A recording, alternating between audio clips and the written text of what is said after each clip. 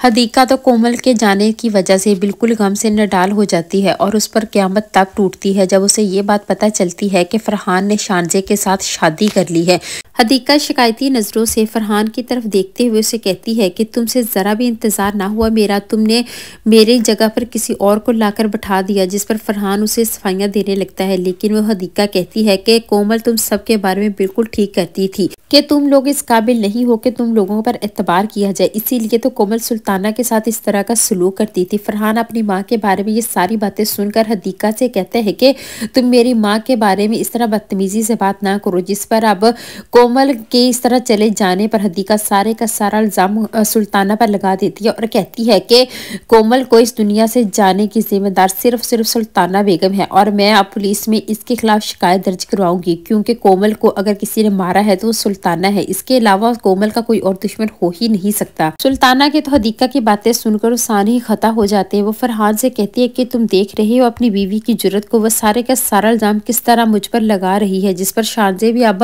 हदीका से कहती है कि तुम गलत समझ रही हो, अम्मी का इसमें कोई भी कसूर नहीं है। जिस पर हदीका शारजे से कहती है कि तुम तो चुप ही रहो, जो दूसरों के गिरोह पर हुकूमत करती है उसका खुद का किरदार कैसा होगा कि वह दूसरों के किरदार के बारे में सफाइयाँ देती फिरेगी। फरहान से अब हदीका की ये सारी बदतमीजी बर्दाश्त नहीं होती, इसलिए वो हदीका को इस घर से निकाल देता और कहता है कि तुम यहाँ से आई हो वहाँ चली जाओ, तुम्हारे इस घर में कोई भी जगह नहीं है, ना मैं तुम्हें अपने घर में अब मजीद बर्दाश्त करूंगा। उधर वासक इन सबका ड्रामा देखकर तंग आ चुका होता है, इसीलिए सिर्फ और सिर्फ उसे ये फिक्र होती है कि वो कोमल के कातिलों को कैफे करदार तक पहुंचा के दम ले। उधर फाइक को जब इस बात का पता चलता है कि कोमल तो इस दुनिया से चली गई और साथ ही उसका रवैया शाफी और रैयान के साथ बिल्कुल बदल जाता है और उनके साथ वही पहले वाला रवैया जब इख्तियार करता है तो शाफी को अब कोमल की बातें याद आती हैं और उसे लगता है कि कोमल बिल्कुल ठीक कहती थी। शाफी ने बहुत बड़ी गलती की अपने बाप पर एतबार करके, क्योंकि कोमल के इस दुनिया से जाते ही फाइक का रवैया अपने बच्चों के साथ इंतहाई बुरा हो जाता है और फाइक की वालदा भी वापस आ जाती है। वो सोच लेती है कि हानिया को उसके किए की तमाम सजा देकर रहेगी, क्योंकि हानिया की वजह से